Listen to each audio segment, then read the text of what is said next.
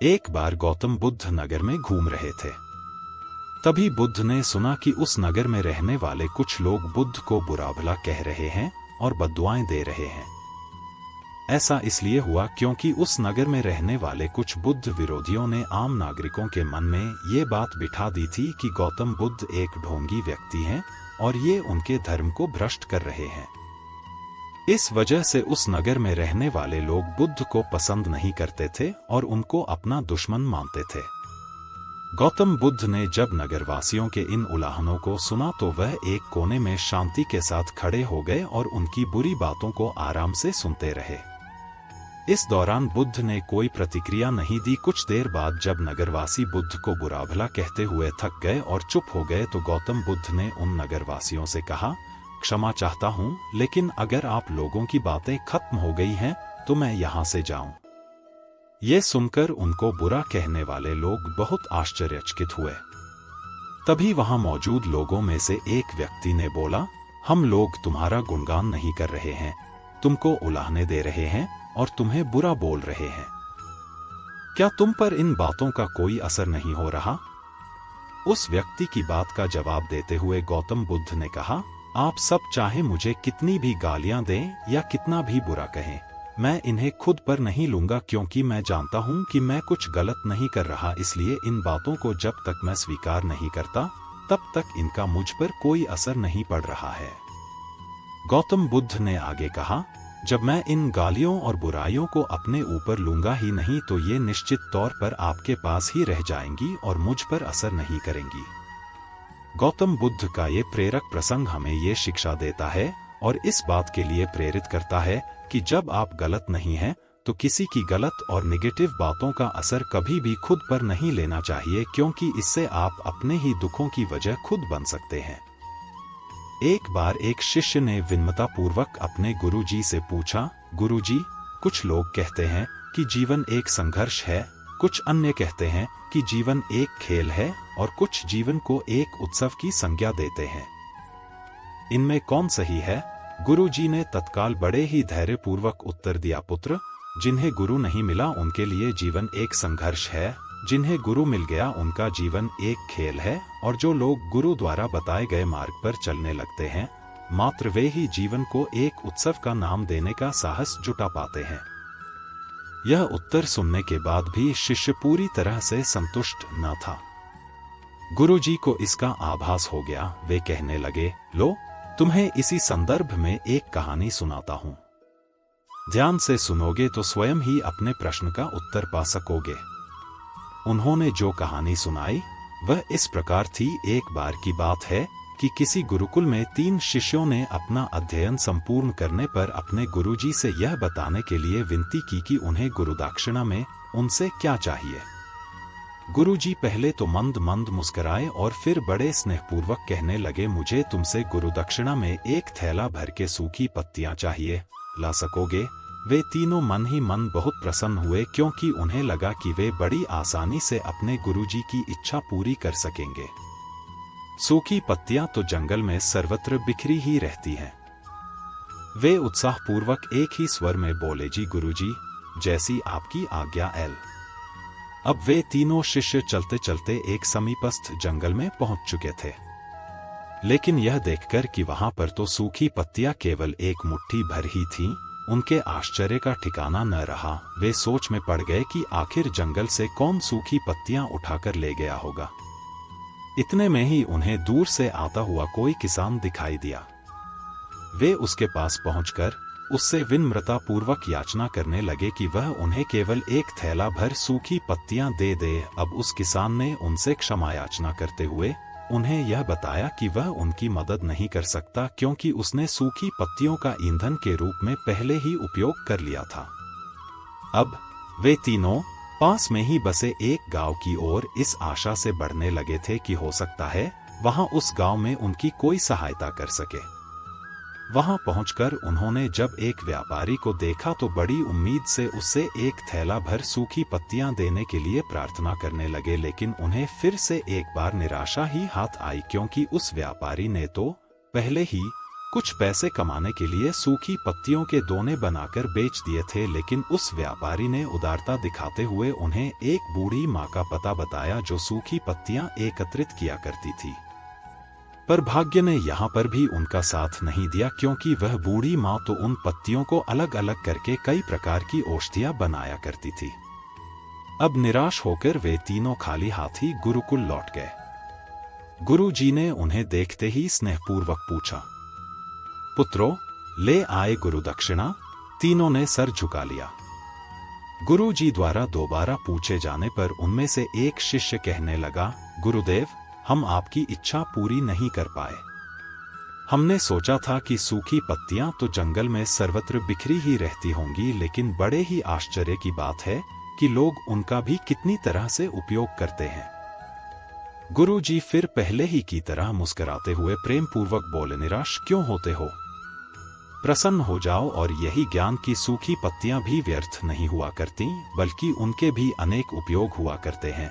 मुझे गुरु दक्षिणा के रूप में दे दो।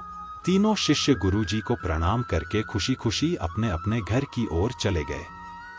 वह शिष्य जो गुरुजी की कहानी एकाग्रचित्त होकर सुन रहा था, अचानक बड़े उत्साह से बोला, गुरुजी, अब मुझे अच्छी तरह से ज्ञात हो गया है कि आप क्या कहना चाहते हैं। आपका संकेत वस्तुतः इसी ओर है, न कि जब सर्वत्र सुलभ सूखी पत्तियां भी निरर्थक या बेकार नहीं होती हैं, तो फिर हम कैसे किसी भी वस्तु या व्यक्ति को छोटा और महत्वहीन मानकर उसका तिरस्कार कर सकते हैं। चींटी से लेकर हाथी तक और सुई से लेकर तलवार तक सभी का अपना अपना महत्व होता है। गुरुजी भी तुरंत ही बोले, हाँ पुत्र, मेरे कहने का भी यही तात्पर्य है कि हम जब भी किसी से मिले तो उसे यथायोग्य मान देने का भरसक प्रयास करें, ताकि आपस में स्नेह, सद्भावना, सहानुभूति एवं सहिष्णुता का विस्तार होता रहे और हमारा जीवन संघर्ष के बजाय उत्सव बन सके। दूसरे, यदि जीवन को एक खेल ही माना जाए तो बेहतर यही होगा कि हम निर्विक्षेप, स्वस्थ एवं शांत प्रतियोगिता में ही भाग लें और अपने निष्पादन तथा निर्माण को ऊंचाई के शिखर पर ले जाने का अथक प्रयास करें। अब शिष्य पूरी तरह से संतुष्ट था। अंततः मैं यही कहना चाहती हूँ कि यदि हम मन, वचन और कर्म इन तीनों ही स्तरों पर इस कहानी का मूल्यांकन करें, तो भी यह कहानी खरी ही उतरेगी। सबके प्रति पूर्वाग्रह से मुक्त मन वाला व्यक्ति अपने वचनों से कभी भी किसी को आहत करने का दुस्साहस नहीं करता और उसकी यही ऊर्जा उसके पुरुषार्थ के मार्ग की समस्त बाधाओं को हर लेती है। वस्तुतः हमारे जीवन का सबसे बड़ा उत्सव पुरुषार्थ ही होता है, ऐसा विद्वानों का मत है। एक बार की बात है, किसी जंगल में एक कौवा रहता था। वो बहुत ही खुश था, क्योंकि उसकी ज्यादा इच्छाएं नहीं थी।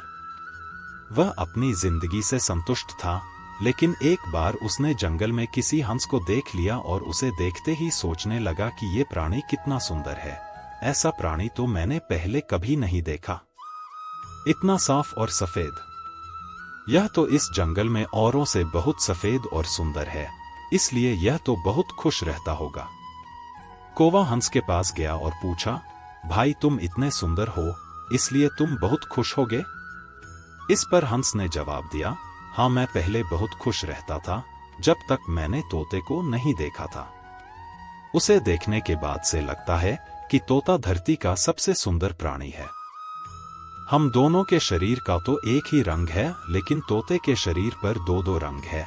उसके गले में लाल रंग का घेरा और वो सूर्ख हरे रंग का था। सच में वो बेहद खूबसूरत था। अब कौवे ने सोचा कि हंस तो तोते को सबसे सुंदर बता रहा है, तो फिर उसे देखना होगा। कौवा तोते के पास गया और पूछा, भाई तुम दो दो रंग पाकर बड़े खुश होगे? इस पर तोते ने कहा, हाँ, मैं तब तक खुश था जब तक मैंने मोर को नहीं देखा था। मेरे पास तो दो ही रंग हैं, लेकिन मोर के शरीर पर तो कई तरह के रंग हैं। अब कौवे ने सोचा, सबसे ज्यादा खुश कौन है, यह तो मैं पता करके ही रहूंगा। इसलिए अब मोर से मिलना ही पड़ेगा। कौवे ने मोर को जंगल में ढूंढा, लेकिन उसे पूरे जंगल में एक भी मोर नहीं मिला और मोर को ढूंढते ढूंढते वह चिड़ियाघर में पहुंच गया तो देखा मोर को देखने बहुत से लोग आए हुए हैं और उसके आसपास अच्छी खासी भीड़ है। सब लोगों के जाने के बाद कौवे ने मोर से पूछा, भाई तुम दुनिया के सबसे सुंदर जीव हो और रंग बिरंगे हो, तुम्हारे साथ लोग फोटो खिंचवा रहे थे। तुम्हें तो बहुत अच्छा लगता होगा और तुम तो दुनिया के सबसे खुश जीव होगे। इस पर मोर ने दुखी होते हुए कहा, भाई अगर सुंदर हूं तो भी क्या फर्क पड़ता है। मुझे लोग इस चिड़ियाघर में कैद करके रखते हैं, लेकिन तुम्हें तो कोई चिड़ियाघर में कैद करके नहीं रखता और तुम जहां चाहो अपनी मर्जी से घूम फिर सकते हो। इसलिए दुनिया के सबसे संतुष्ट और खुश जीव तो तुम्हें होना चाहिए, क्योंकि तुम आजाद रहते हो। कौवा हैरान रह गया, क्योंकि उसके जीवन की अहमियत कोई दूसरा बता गया। दोस्तों, ऐसा ही हम लोग भी करते हैं। हम अपनी खुशियों और गुणों की तुलना दूसरों से करते हैं, ऐसे लोगों से जिनका रहन सहन का माहौल हमसे बिल्कुल अलग होता है। हमारी जिंदगी में बहुत सारी ऐसी चीजें होती हैं जो केवल हमारे पास हैं, लेकिन हम उसकी अहमियत समझकर खुश नहीं होते। लेकिन दूसरों की छोटी खुशी भी हमें बड़ी लगती है, जबकि हम अपनी बड़ी खुशियों को इग्नोर कर देते हैं। टेढ़ी खीर होना मुहावरे से जुड़ी कहानी कुछ इस प्रकार है। बहुत समय पहले की बात है। दो दोस्त थे, उनमें से एक दोस्त लंगड़ा था और दूसरा दोस्त अंधा था। दोनों दोस्त बहुत गरीब थे। दोनों मित्र प्रतिदिन शाम के समय मिला करते थे और एक दूसरे के साथ सुख दुख को साझा किया करते थे। एक बार लंगड़े दोस्त के घर में खीर बनी। लंगड़े व्यक्ति को खीर बहुत अच्छी लगी और शाम को जब वह अपने अंधे मित्र से मिला तो उससे बोला, भाई आज मैंने खीर खाई है, खीर बहुत ही स्वादिष्ट थी, खाकर मुझे ऐसा लगा मानो स्वर्ग की अनुभूति हो गई हो। अंधे व्यक्ति ने पहले कभी खीर नहीं खाई थी, ना ही खीर के बारे में सुना था। लंगड़े व्यक्ति की बात सुनकर अंधे व्यक्ति के मन में भी खीर को जानने की इच्छा हुई। अंधे व्यक्ति ने लंगड़े से पूछा, भाई यह खीर क्या होती है? लंगड़े व्यक्ति ने उत्तर में अंधे से ही पूछा, क्या तुमने कभी खीर नहीं खाई है? अंधे व्यक्ति ने बतलाया कि उसने पहले कभी खीर नहीं खाई है, ना ही खीर के बारे में सुना है। अंधे व्यक्ति की बात सुनकर लंगड़ा व्यक्ति बोला, भाई खीर सफेद होती है, मीठी होती है, मुलायम होती है और बहुत ही स्वादिष्ट होती है। लंगड़े की बात सुनकर गूंगा फिर पूछता है, यह सफेद रंग कैसा होता है? लंगड़े ने बतलाया कि दूध सफेद होता है, दांत भी सफेद रंग के होते हैं। अंधे को यह कुछ समझ में नहीं आ रहा था और वह लगातार लंगड़े से प्रश्न किए जा रहा था। नेत्रहीन व्यक्ति को समझाना अब लंगड़े व्यक्ति के लिए टेढ़ी खीर बन चुकी थी। वह सोच रहा था कि इसे मैं कैसे समझाऊं, तभी उसे एक सफेद बगुला दिखाई दिया। लंगड़ा उस बगुले को पकड़कर अंधे व्यक्ति के पास ले आया और उसके हाथों में रखते हुए बोला, इस बगुले की तरह खीर भी सफेद और मुलायम होती है। अंधे व्यक्ति ने अपने पास रखे हुए बगुले पर हाथ फेरा, उसे बगुला बहुत ही नरम महसूस हुआ। वह कभी बगुले के ऊपर हाथ फेरता, कभी उसके दाएं बाएं छूकर देखता था। उसे बगल टेढ़ा मेढ़ा समझ में आ रहा था। तभी अंधा व्यक्ति मुस्कुराकर बोला, अच्छा तो तुम्हारी खीर इस तरह टेढ़ी मेढ़ी होती है। लंगड़ा व्यक्ति अंधे को संतुष्ट कर बहुत प्रसन्न हुआ और बोला, हाँ खीर टेढ़ी होती है, तभी से किसी मुश्किल कार्य करने के लिए टेढ़ी खीर होना कहावत प्रचलित हो गई है। एक बार की बात है, एक सर क्लास में पढ़ा रहे थे। वह सभी स्टूडेंट से कोई ना कोई सवाल पूछ रहे थे। तभी उन्होंने देखा कि क्लास में एक बच्चा बहुत ही उदास बैठा हुआ था, मानो उसके साथ बहुत बुरा हुआ हो। सर ने भी उस बच्चे को कुछ नहीं पूछा और ना ही कुछ कहा, लेकिन 4-5 दिन तक ऐसा ही चलता रहा। तभी सर ने उस बच्चे के पास जाकर उससे पूछा कि बेटा तुम इतने उदास क्यों बैठ रहते हो? दूसरे बच्चों की तरह तुम एंजॉय नहीं करते और किसी भी सवाल का जवाब नहीं देते हो। उस लड़के ने सर से कहा कि सर मेरे अतीत में मेरे साथ कुछ बुरा हो गया था, इसी वजह से मेरा किसी भी चीज में अब मन नहीं लग रहा है। मैं कुछ भी कर लूं दूसरे बच्चों की तरह खुश नहीं रह पा रहा हूं।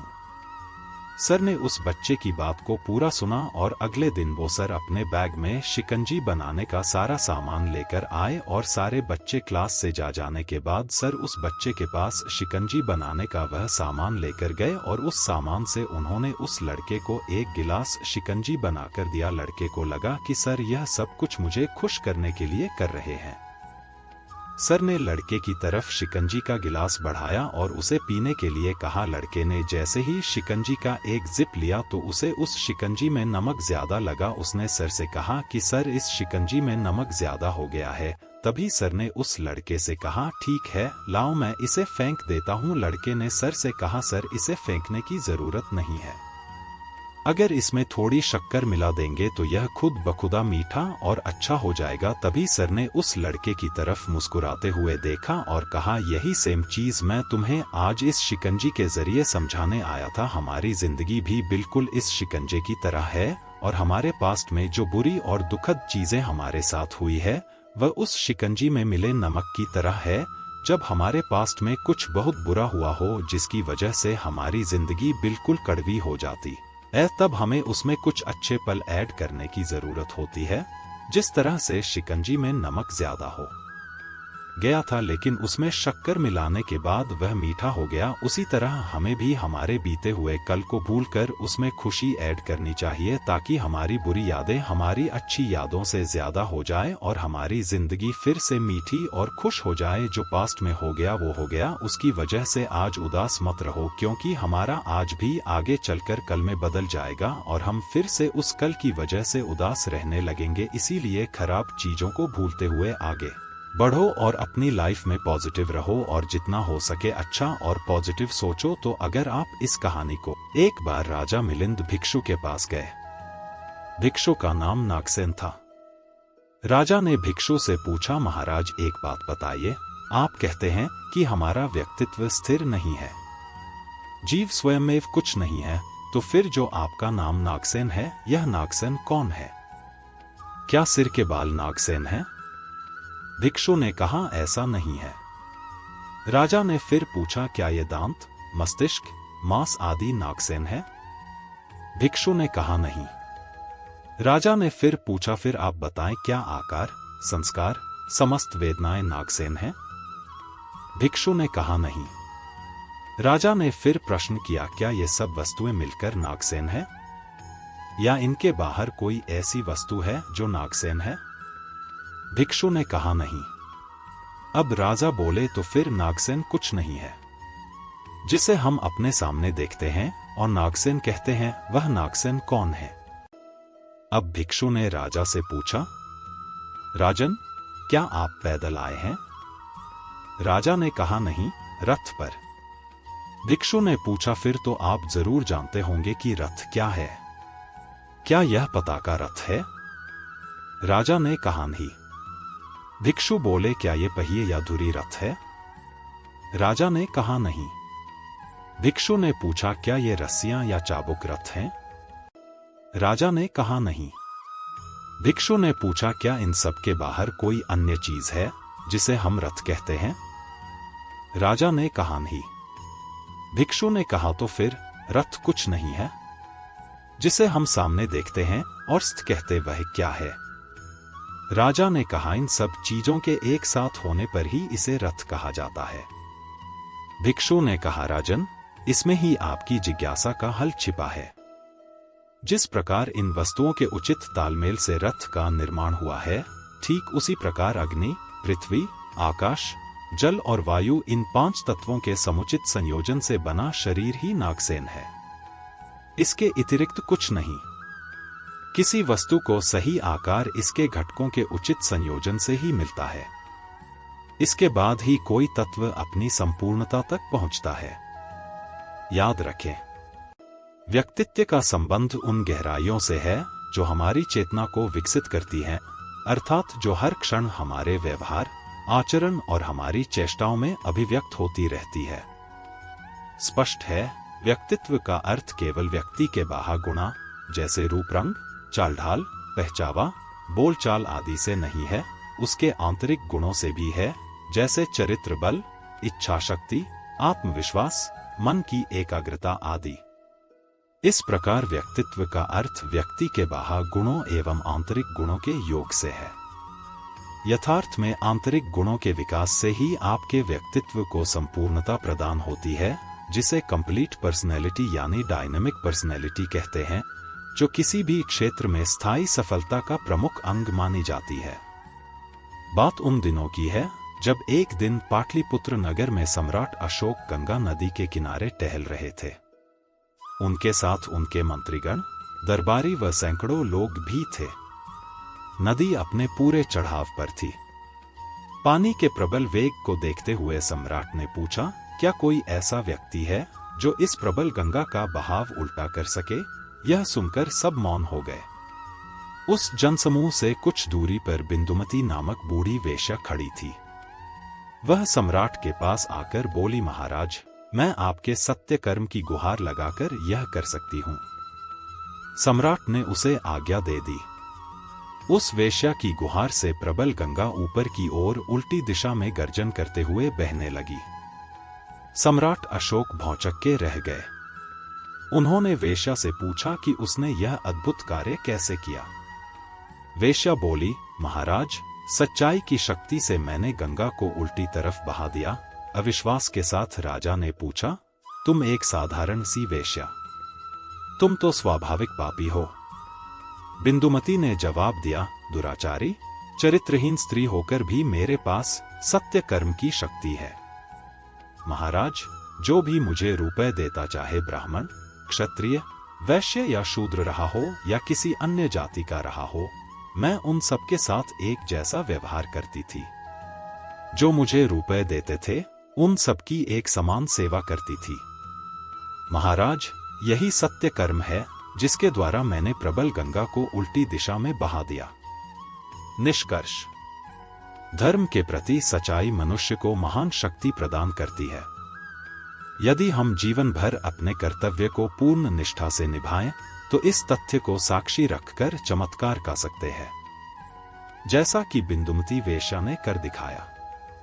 आपने भी देखा होगा, बड़े शहरों में सार्वजनिक स्थलों पर कुछ भिखारी अपने कटोरे में साधारण ball pen, refill, pencil, pocket size कंधा या अन्य कोई छोटी मोटी चीजें रखकर बैठते हैं।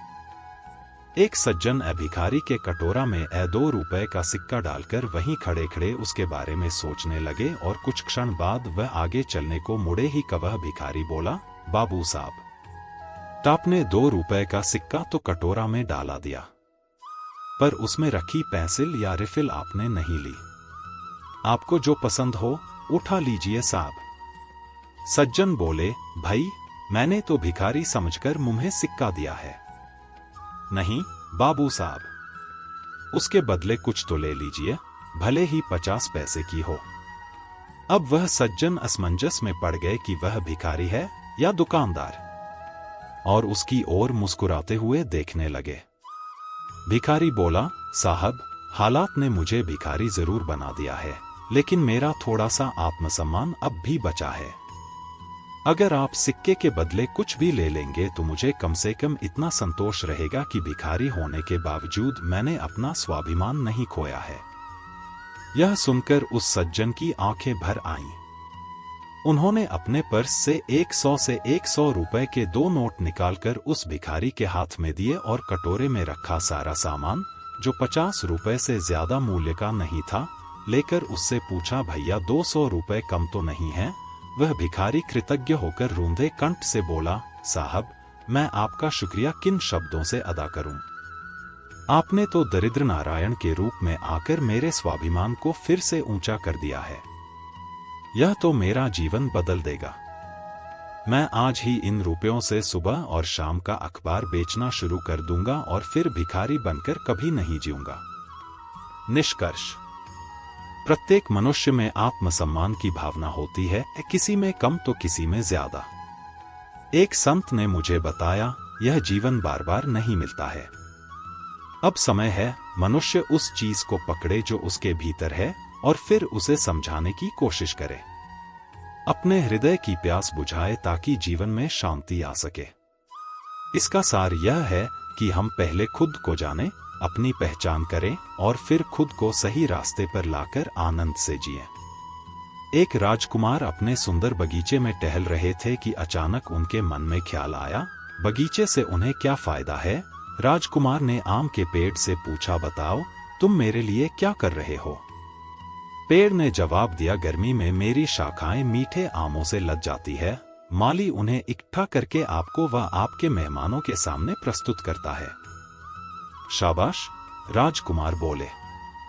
फिर राजकुमार ने विशाल वटवृक्ष से यही प्रश्न किया। उसने उत्तर दिया, सुबह सुबह जो पक्षी मधुर गीत गाकर आपको उठाते हैं, वह चहचहाते पक्षी मेरी शाखाओं पर आराम करते हैं। मेरी फैली शाखाओं के नीचे ही आपकी भेड़ें व गाय भैंसें आराम करती है। शाबाश, राजकुमार ने कहा। अब राजकुमार ने घास से पूछा, तुम मेरे लिए क्या कर रही हो? घास ने उत्तर दिया, आपकी भेड़ें व गाय को पुष्ट बनाने के लिए हम अपना बलिदान देते हैं। राजकुमार प्रसन्न होकर बोले, बहुत अच्छा। इसके बाद राजकुमार ने एक नन्हे डेजी फूल से पूछा, नन्हे मियाँ, तुम मेरे लिए क्या कर रहे हो? डेजी ने कहा, कुछ नहीं।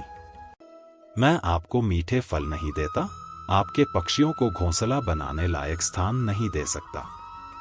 यदि मैं कुछ कर सकता हूं तो यह है कि जितना हो सके मैं एक सर्वोत्तम नन्हा डेजी बनूं। ये शब्द राजकुमार के दिल को छू गए। घुटनों के बल झुककर उन्होंने नन्हे डेजी को चूम लिया और कहा, शाबाश नन्हे फूल, तुम जैसा और कोई नहीं है। मैं तुम्हें हमेशा अपने परिधान के बटन होल में लगाऊंगा, ताकि मुझे यह महान सच्चाई हमेशा याद रहे कि मैं जहां तक हो सके अपने अंदर सर्वोत्तम बनने की इच्छा शक्ति को विकसित करूं। यह मेरे जीवन की बड़ी उपलब्धि होगी।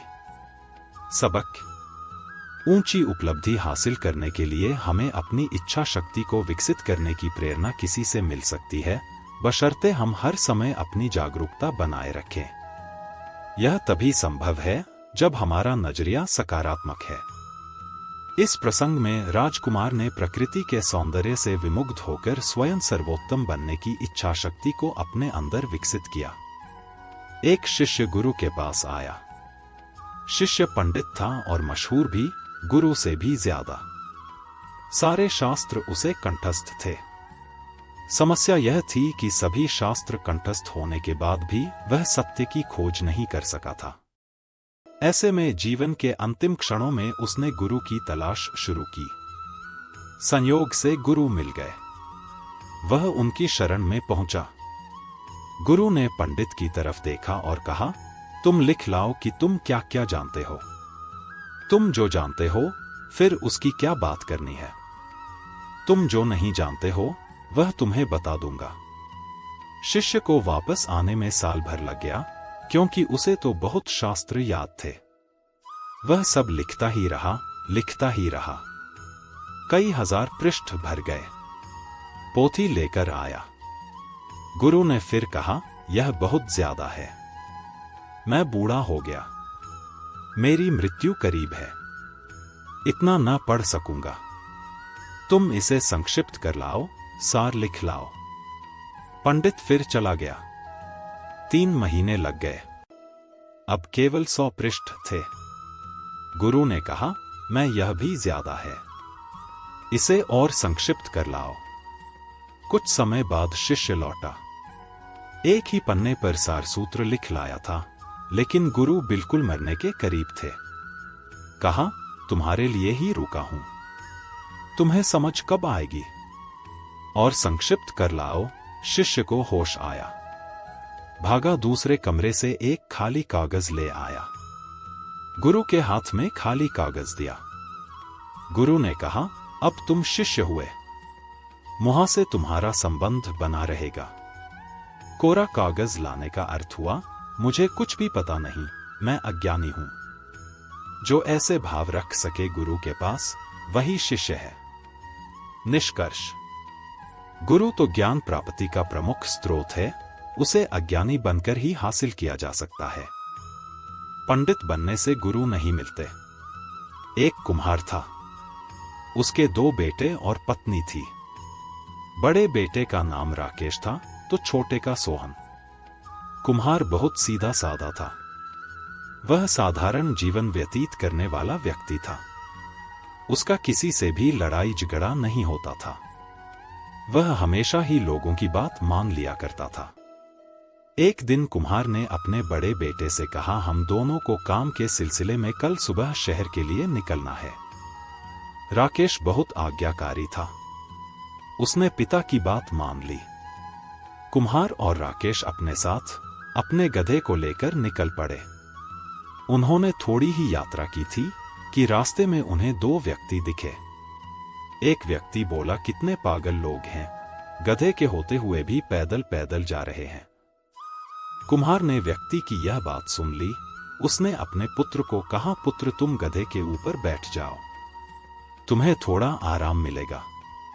राकेश ने पिता की यह बात मान ली और वह गधे पर सवार हो गया। वह कुछ दूर और ही गए थे कि रास्ते में उन्हें एक पंचायत दिखाई थी, जहां पर बहुत सारे बुजुर्ग लोग बैठकर बातें कर रहे थे।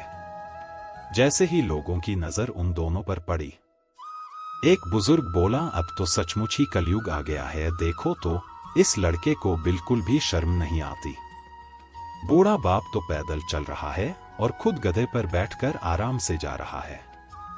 राकेश ने जब यह बात सुनी तो वह तुरंत गधे से उतर गया और अपने पिता को गधे पर बैठा दिया। ऐसे ही उन्होंने अपनी यात्रा को और आगे बढ़ाया। आगे उन्हें कुछ बच्चे मिले जो कि राकेश को देखकर कहने लगे, भैया आप बड़े थके हुए लग रहे हो, आप भी अपने पिताजी के साथ इस गधे पर बैठ जाओ। राकेश ने बच्चों की बात मान ली। वह भी अपने पिताजी के साथ गधे में बैठ गया। अब वह कुछ और आगे बढ़े। तभी उन्हें एक किसान दिखा जो कि खेत में काम कर रहा था। उसने अपने साथी किसान से कहा, देखो तो कैसे लोग हैं, बेचारे इस कमजोर से गधे पर बैठकर जा रहे हैं। आज के जमाने में तो किसी को जानवरों से प्यार ही नहीं है। किसान की यह बात सुनकर दोनों गधे से नीचे उतर गए और उन्होंने गधे के दोनों पांव को बांध दिया और एक डंडे की सहायता से उसे उल्टा लटका लिया। एक तरफ कुम्हार ने पकड़ा और दूसरी तरफ राकेश ने। अब वह उस गधे को खुद ढोकर जा रहे थे। तभी रास्ते में एक पुल आ गया। वे दोनों आहिस्ता आहिस्ता उस पुल से जा रहे थे। पुल में खड़े लोग उन्हें देखकर कहने लगे, यह दोनों कितने मूर्ख हैं, जानवर को अपने कंधे पर ढोकर कर चल रहे हैं। बहुत देर से उल्टे लटके रहने के कारण गधा छटपटाने लगा। छटपटाने से उसके पैर की रस्सियां खुल गई और वह पुल के नीचे गिर गया। कुम्हार और राकेश को इस बात का बहुत दुख हुआ। वह बैठकर रोने लगे। तभी वहां एक व्यक्ति आया और बोला, आखिर तुम दोनों क्यों रो रहे हो? कुम्हार बोला, मेरा गधा पुल से नीचे गिर गया है, हम दोनों उसे अपने कंधे पर ढोकर ले जा रहे थे। व्यक्ति बोला, पर तुम दोनों उसे अपने कंधे पर क्यों ले जा रहे थे? कुम्हार बोला, हम दोनों तो गधे पर सवार होकर जा रहे थे। तभी कुछ लोगों ने कहा कि हम लोगों के अंदर जानवर के लिए बिल्कुल भी दया नहीं है, इसलिए हमने इस गधे के आराम के लिए इसे अपने कंधों पर उठा लिया था, लेकिन पुल पर आते ही गधा छटपटाया, रस्सियां खुल गई और वह नीचे गिर गया।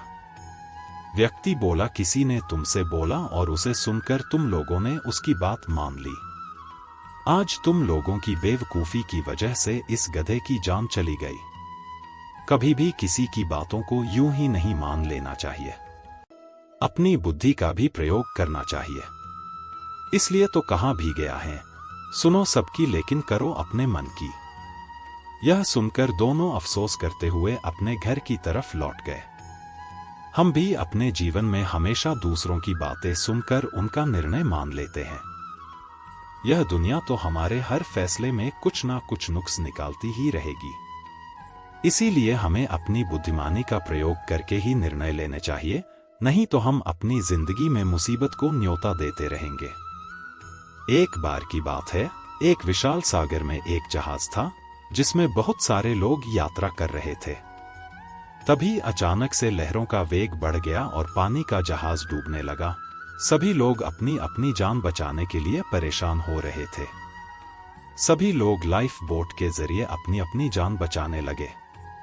लाइफ बोट लोगों से भर जाने की वजह से एक व्यक्ति को जगह नहीं मिली। जहाज डूब रहा था, लेकिन उनका सामान पानी में तैरने लगा, जिसकी मदद से वह व्यक्ति जैसे तैसे सागर के किनारे पर पहुंच गया। उसने मन ही मन ईश्वर का धन्यवाद किया कि उन्होंने उसकी जान बचा ली। कुछ देर बाद वह बेहोश हो गया था। जब उसने आंखें खोली तो खुद को सागर के किनारे एक टापू पर पाया। वहां दूर दूर तक कोई नहीं था। वह बहुत जोर जोर से आवाज लगाने लगा कि शायद कोई उसकी आवाज सुन ले, लेकिन वहां पर कोई होता तो उसकी आवाज सुनता ना। अब वह उस टापू पर बिल्कुल अकेला था, लेकिन उसे जिंदा रहने के लिए कुछ तो करना था।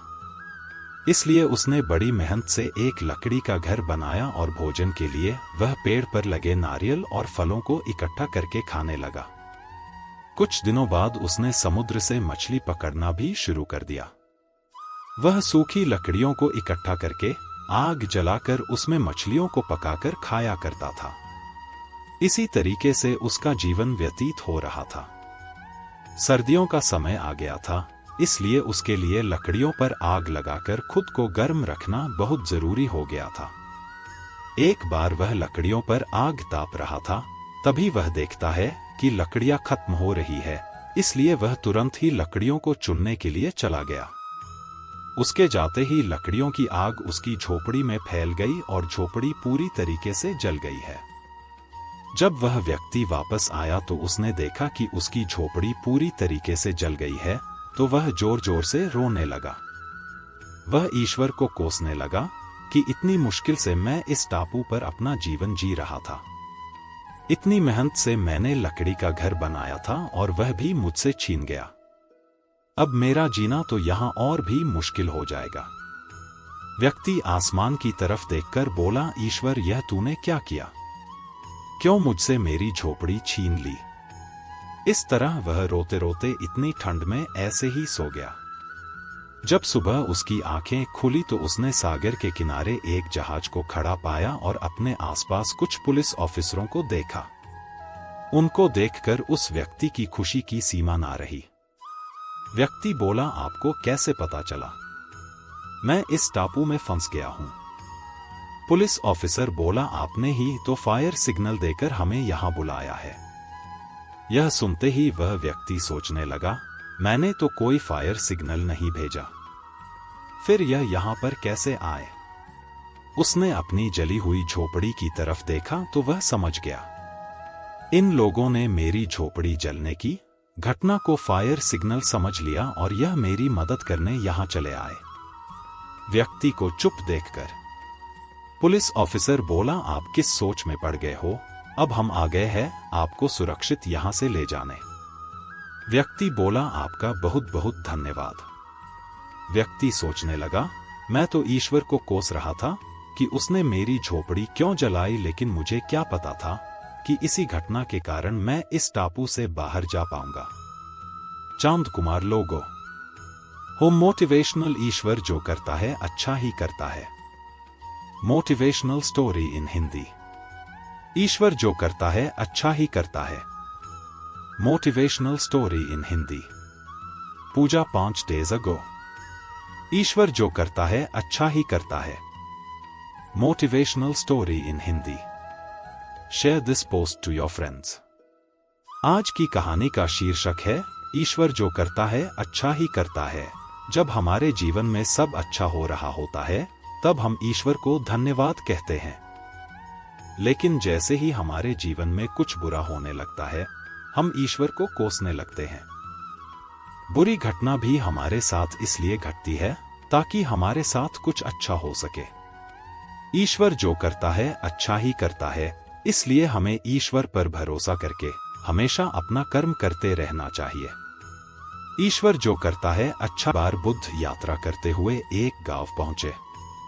गांव में एक चरित्रहीन स्त्री थी जो कि बुद्ध को देखकर बहुत आकर्षित हुई। वह रोज उन्हें देखती और हमेशा उनसे बात करने की कोशिश किया करती, लेकिन उसे कभी मौका नहीं मिलता क्योंकि कोई ना कोई हमेशा बुद्ध के आसपास रहता था। एक दिन ऐसा आया कि बुद्ध अकेले थे। मौका पाकर वह बुद्ध के पास पहुंची। स्त्री बोली, क्या आप इस गांव में नए हैं? आपका यहां कैसे आना हुआ? बुद्ध बोले, मेरा तो यही कार्य है, गांव गांव जाकर लोगों को ज्ञान देना। स्त्री बोली, आप दिखने में बहुत आकर्षक है, बिल्कुल एक राजकुमार की तरह। आपने युवावस्था में ही यह गेरुआ वस्त्र क्यों धारण कर लिया? बुद्ध बोले, मेरे जीवन के 3 सवाल थे, जिसका जवाब खोजने के लिए मैंने गेरुआ वस्त्र धारण किया था। एक बीमार आदमी, एक बूढ़ा व्यक्ति और मृत्यु। इन 3 सवालों के जवाब मिलने के बाद मैं समझ गया कि जीवन में सब कुछ नश्वर है, कुछ नहीं बचाने वाला। यह शरीर तो एक दिन मृत्यु को प्राप्त हो जाएगा, इसलिए मैंने संसार का मोह छोड़ दिया है। बुद्ध की बातें सुनकर वह स्त्री बड़ी प्रभावित हुई। उससे किसी पुरुष ने कभी इस प्रकार की बातें नहीं सुनी थी। उसने बुद्ध के सामने हाथ जोड़े और कहने लगी, आप आकर्षक के साथ साथ बड़े बुद्धिमान भी हो। मैं आपको अपने घर भोजन के लिए निमंत्रण देना चाहती हूँ। बुद्ध बोले, ठीक है, मैं आपके घर भोजन पर जरूर आऊंगा। जब बुद्ध और उस स्त्री की बातें चल ही रही थी, तभी सरपंच और कुछ गांव वाले बुद्ध के नजदीक आने लगे। उन्होंने दोनों को एक साथ देख लिया। स्त्री ने जैसे ही लोगों को अपनी तरफ आते देखा, जल्दी से वह भागते हुए निकल गई। सरपंच और गांव के कुछ लोग बुद्ध के पास पहुंचे। सरपंच बोले, आप और उस स्त्री के बीच क्या बातें हो रही थी? बुद्ध बोले, उस स्त्री ने मुझे भोजन के लिए अपने घर पर आने का निमंत्रण दिया है। ऐसा सुनते ही सरपंच और गांव वाले एक दूसरे की तरफ देखने लगे। सरपंच बोले, बुद्ध, आप इतने महान हो, कृपा करके उस स्त्री से दूर रहो। बुद्ध बोले, लेकिन क्यों? सरपंच बोले, क्या बताओ, मुझे बताने में भी शर्म आती है। वह स्त्री चरित्रहीन है। आप जैसे महापुरुष उसके यहां भोजन पर जाएं, यह तो बड़े अपमान की बात है। बुद्ध बोले, क्या तुम्हारे पूरे गांव में सिर्फ वही स्त्री चरित्रहीन है? सरपंच बोले, हाँ बुद्ध, उसने बहुत सारे लोगों का घर तोड़ा है।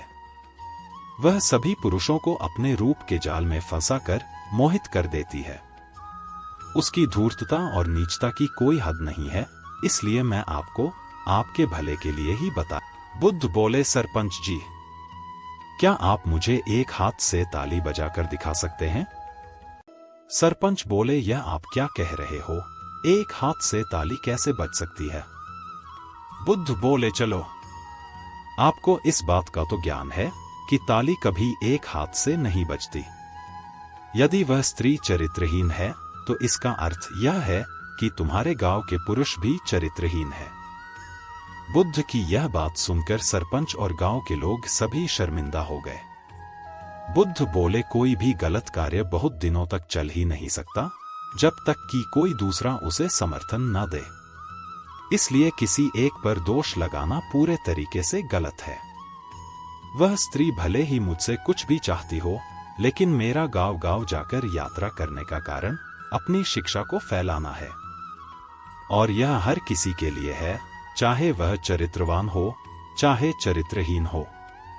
उनकी यह बातें सुनकर सभी ने बुद्ध के सामने हाथ जोड़ लिए। इस कहानी से हमें यह शिक्षा मिलती है कि कोई भी अच्छा या बुरा कार्य तभी आगे बढ़ता है जब लोगों की सहमति उसमें शामिल होती है। इसलिए हम एक पक्ष को पूरा सच और दूसरे पक्ष को पूरा झूठ नहीं कह सकते। एक बार की बात है, एक राजा अपने राज्य की खुशहाली के लिए पहाड़ों के बीच बने मंदिर में भगवान के दर्शन करना चाहता था, लेकिन वह यह कार्य अकेले करना चाहता था। वह चाहता था कि उनके साथ कोई ना चले, वह अकेला ही इस यात्रा को खुद तय करे। लेकिन उस रास्ते पर एक घना जंगल था। सभी मंत्री राजा को समझाया करते थे कि उन्हें उस जंगल में अकेले नहीं जाना चाहिए। एक दिन ऐसा भी आया जब राजा ने सभा में ऐलान कर दिया कि मैं कल भगवान के दर्शन के लिए पर निकल रहा हूं। मंत्री बोला, महाराज, हमने आपसे पहले भी कहा था कि हम में से आप कुछ लोगों को अपने साथ लेकर चलिए। राजा बोला, नहीं मंत्री, हम पहले कह चुके हैं कि हमें उधर अकेले ही जाना है। क्या तुम्हें अपने राजा की वीरता पर संदेह है? मंत्री बोला, नहीं महाराज, हमें आपकी वीरता पर कोई संदेह नहीं है, लेकिन उस जंगल के रास्ते में 1-2 फीट का आदमी रहता है। वह बड़ा ही खतरनाक है। जो भी उसके सामने आता है वह उसे मार देता है। साथ ही साथ वह बड़ा चालाक भी है, इसलिए आपका अकेले जाना सुरक्षित नहीं है। राजा बोला, यदि वह मेरे सामने आया तो खुद जिंदा नहीं बचेगा। मंत्री बोला, ठीक है महाराज, आप अकेले जाना चाहते तो आप जा सकते हैं, लेकिन आप बस एक बात याद रखना कि जैसे ही वह आपके सामने आए आप उसे थोड़ा सा भी मौका मत देना और उसे जान से मार देना, नहीं तो वह आपको चोट पहुंचा सकता है। राजा ने बोला, तुम लोग मेरी चिंता मत करो, मैं अपनी रक्षा खुद कर सकता हूं। कल मैं यात्रा के लिए निकल रहा हूं। सभा समाप्त हो गई और रात भी गुजर गई। सूरज निकल आया। अब राजा के यात्रा पर निकलने का वक्त आ गया था। 2 राजा ने उसे यह समझकर छोड़ दिया कि यह तो सिर्फ 2 फीट का आदमी है। उन्होंने 2 फीट होना उसकी कमजोरी समझी और उसे छोड़ दिया। राजा सोचने लगे, मेरे मंत्री और सेनापति न जाने क्यों इस 2 फीट के आदमी से डर रहे थे। इसे तो मैंने ऐसे ही हरा दिया। अब राजा कुछ आगे निकले। वह आदमी 2 फुट से 4 फुट का हो गया था। उसने राजा पर फिर से हमला किया। राजा ने उसको फिर हरा दिया। आदमी बोला, राजा जी, मुझे माफ कर दो, आप बड़े ही दयालु हैं। राजा बोले, तुमसे पहले मैंने 1-2 फुट के आदमी को हराया है और उस पर दया करके उसको छोड़ दिया है। जाओ, तुम्हें भी छोड़ता हूं, तुम भी क्या याद रखोगे? मेरी मंजिल कुछ और है, तुम्हें मारकर मुझे क्या मिलेगा? ऐसा कहकर राजा ने उसे छोड़ दिया। राजा ने अब अपनी यात्रा आगे बढ़ाई। आगे चलकर उस छोटे आदमी ने अपना आकार 4 फुट से 8 फुट कर लिया। वह फिर राजा से लड़ने के लिए आया। राजा उसे देखकर हैरान हो गए, कितना बड़ा कौन आदमी है। राजा पूरी जान से उससे लड़े, लेकिन वह जीत नहीं पाए। उस 8 फुट के आदमी ने उन्हें मार दिया और राजा की मृत्यु हो गई। इसी तरह हमारे जीवन में छोटी छोटी मुश्किलें और समस्याएं आती रहती हैं, जिन्हें हम नजरअंदाज करते रहते हैं, लेकिन धीरे धीरे यह समस्या बड़ी होती रहती है। और जब यह समस्या बहुत बड़े रूप में हमारे सामने आती है तो हम उसका हल नहीं निकाल पाते, जिसका अंजाम बहुत बुरा हो सकता है। जब समस्या छोटे रूप में हमारे सामने आती है तो उसका हल आसानी से निकाला जा सकता है, लेकिन समस्या बड़ी हो जाने पर हमारी मुश्किलें और भी बढ़ जाती हैं। जैसे हम किसी कार्य को कल पर छोड़ देते हैं, यह सोचकर कि यह तो इतना सा है, लेकिन वक्त के साथ साथ वह कार्य भी बड़ा हो जाता है। इस कहानी से हमें यह शिक्षा मिलती है कि जीवन जब भी परेशानी या समस्या आए तो हमें उसी समय उस समस्या का हल निकाल लेना चाहिए, क्योंकि अगर आपने उसे अनदेखा कर दिया तो यह समस्या बड़ी होती चली जाएगी। उसके बाद हो सकता है आप इस समस्या का हल नहीं निकाल पाओ। छोटी समस्या को हल करना आसान होता है और बड़ी समस्या को हल करना मुश्किल, इसलिए किसी भी समस्या को कल पर नहीं छोड़े बल्कि उसे आज ही हल कर दें।